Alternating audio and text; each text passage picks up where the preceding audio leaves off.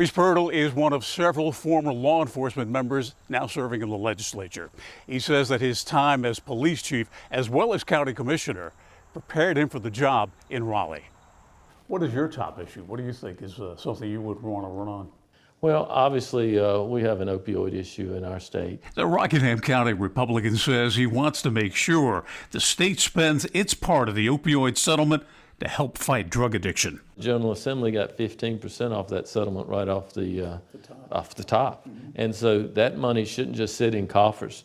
It should be allocated to communities that need that funding to help them to address this problem. Biggest difference between you and the opponent that you're running against?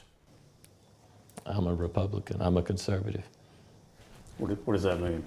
Well, it means that I think that I more represent, excuse me, I more represent the values and more like-minded political ideas of the people of Rockingham County. Pirtle was picked to replace Jerry Carter, a fellow Republican, when Carter died in office last year. He's running against Democrat Jay Doniger, former mayor of Reidsville. I represent the political views of the county, I think, better than my opponent does. And that's the strongest comment you'll hear Pirtle make about his opponent. The two candidates say they have a good relationship. Voters won't see any attack ads in this race. Do you support the idea of expanding the use of that public money for private Well, we education? have, yeah, and I think it's a balancing act. I really believe it's a balancing act, and I think it's based on the previous year's need and request.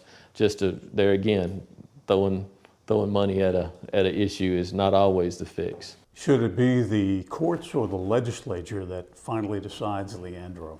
It should be the legislature. The courts should not legislate from the bench. I think our Constitution specifically says that spending money is a responsibility of the legislator, not the courts. Pirtle says one school-related issue recently caught his attention. He says while attending a high school football game, he found out that cash money wasn't going to get him inside the stadium. He needed a credit card and an app.